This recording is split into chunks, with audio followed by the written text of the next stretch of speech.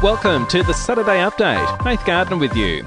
Currently, 15 million people are in isolation in the nation's three biggest cities, being Melbourne, Sydney and Brisbane.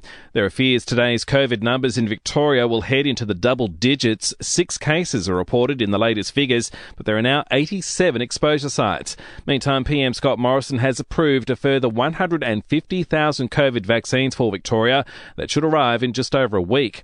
In Sydney, health authorities are concentrating their efforts in the Canterbury Bankstown area because of people breaching COVID health orders.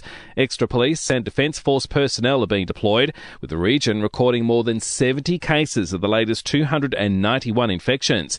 Canterbury MP Sophie Kotsis says the move will ensure compliance. There'll be high visibility in the next few days or so, as we've heard, particularly a number of my suburbs, in my electorate specifically, have got very high COVID-positive case numbers. While it's day 7 of lockdown in southeast Queensland, it's unclear if the lockdown will end on time on Sunday. Australian Olympians have breached COVID protocols by leaving the athletes' village in Tokyo to buy beer. Some hockey players went to a convenience store hours after their loss to Belgium in the men's final. They've been reprimanded. The Reserve Bank isn't ruling out a recession this year, but says it's highly unlikely. Gross domestic product is expected to fall in the September quarter. And scientists in Britain have discovered gene patterns that could predict when women will start menopause. To sport now, round 21 of the AFL has opened with a 19-point win to the Giants over the Cats at Cardinia Park. GWS coach Leon Cameron says with 8 of his best out, it was a hard-fought win. Those sort of significant wins, mean a lot to us, but the challenge for us is that in 7 days' time we've got to be able to do it again. While there was an NRL double-header on the Gold Coast, the Raiders jumping into the 8 after an 8-point win over the Dragons, while at the top end of the table it was the Rabbitohs getting up 40-12 over Parramatta.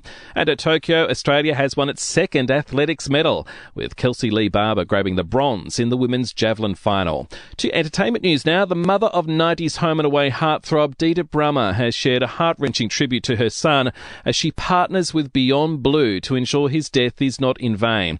In his first interview since his divorce, Microsoft founder Bill Gates has opened up about his split from ex-wife Melinda and has labelled his friendship with the late billionaire pedophile Jeffrey Epstein a mistake. And the creators of South Park, Trey Parker and Matt Stone, will release 14 new movies over the next 6 years as part of a $1.2 billion deal. And we'll see you tomorrow morning for another episode of The Update.